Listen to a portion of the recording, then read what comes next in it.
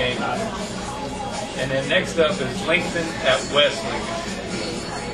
Well, Lincoln, because of the speed and the fact that West Lincoln does not have their quarterback back.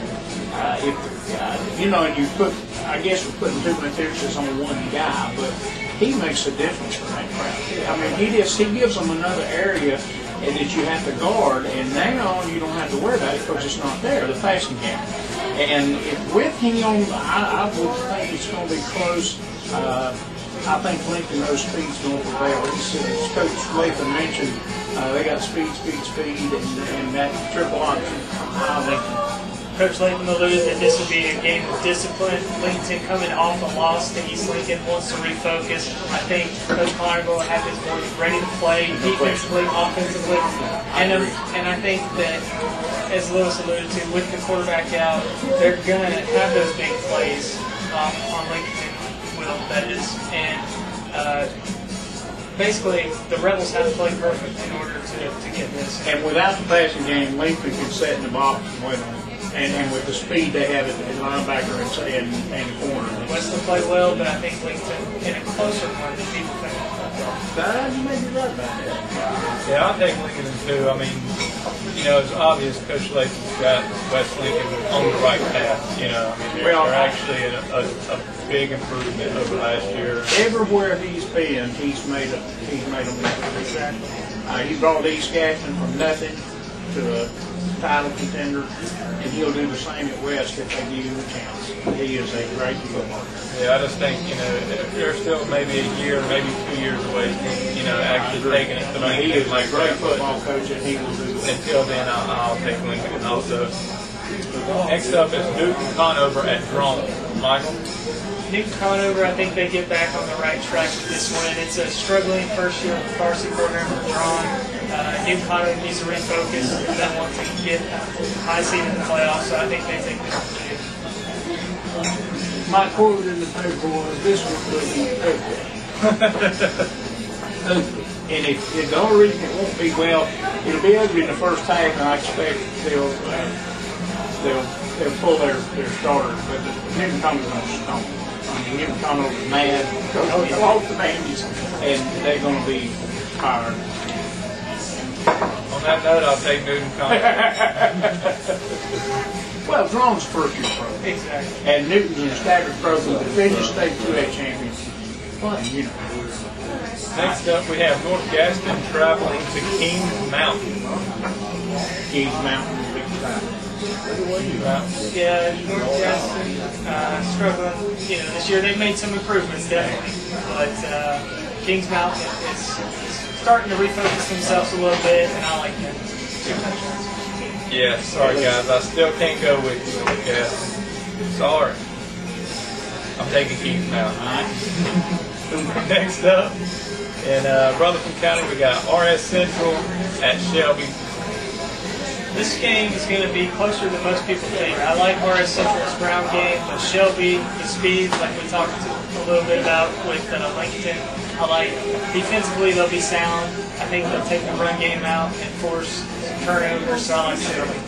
My quote in the What's Up Shopper, both are undefeated conference play and have great seasons. Shelby's hard to beat at home and a strong tradition going for them. This is the best team RS Central's had in years, but this will be very close, very exciting. Get there early, but Shelby, I think Shelby. Yep, I'm taking Shelby also.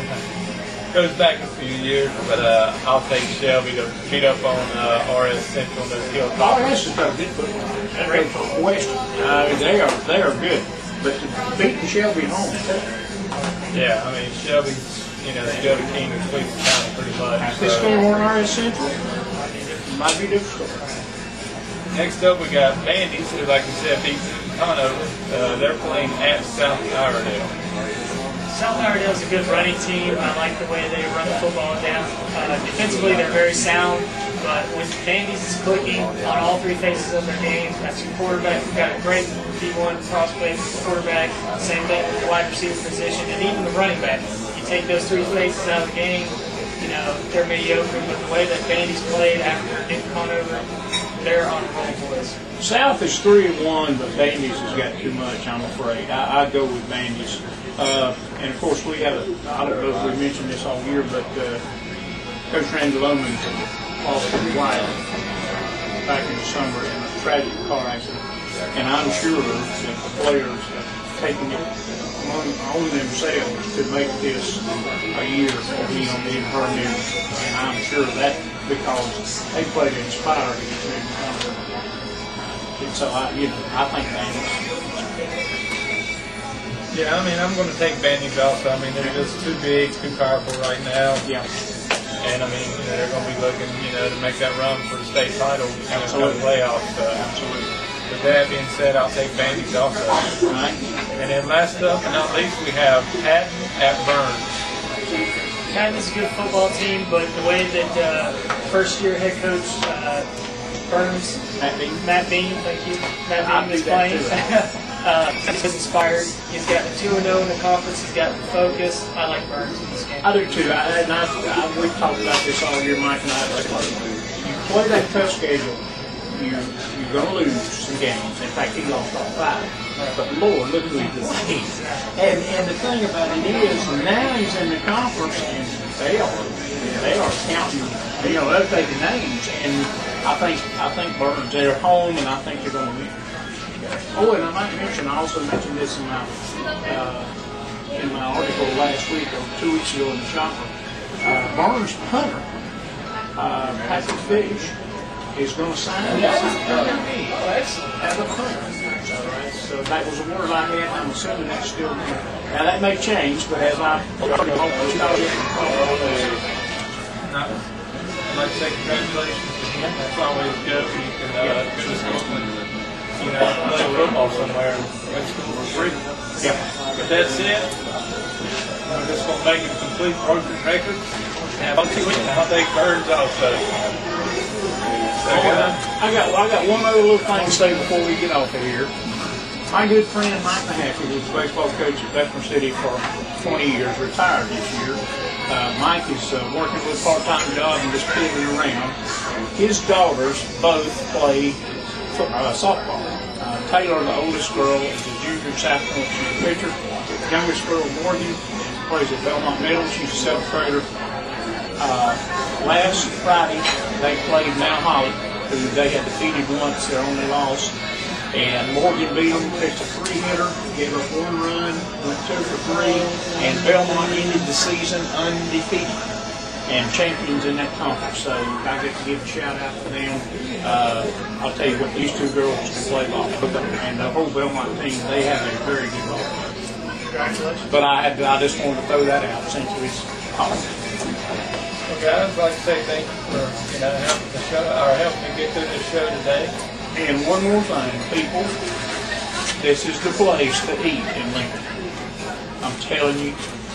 This is where we'll be next Tuesday, Yeah. 6:30, guys. Join us. One of the best Reuben sandwiches I've ever had. I'm telling you, I love it. And this is good food. Good.